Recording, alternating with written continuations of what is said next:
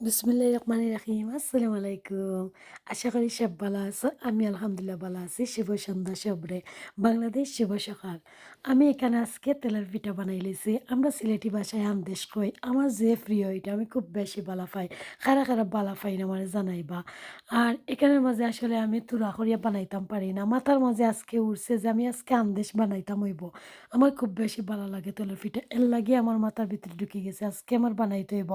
এখন জানি আমার মানছে না। তারপরেও কিন্তু আমি এটা বানানি লাগছে। কারণ আমি একবার কই লইছি যে এটা আমার বানাইতে হইব।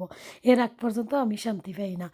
এর পরে তো আর শেষ হয় না। বানাইতে, বানাইতে দেখি বাক্কা হয়ে গেছে। আনতে কিন্তু যে সুন্দর হইছে। কিন্তু একটু তেড়া বের হয়ে গেছে। অত বেশি সুন্দর করতাম পারছি না গুল, গুল করিয়া।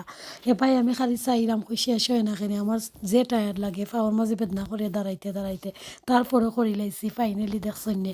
সবচেয়ে বড় জিনিস হলো আমি কেন মাঝে ফুচাফুচি করাত লাগিয়া আমার হাত লাগি গেছে কড়াইয়ের মাঝে।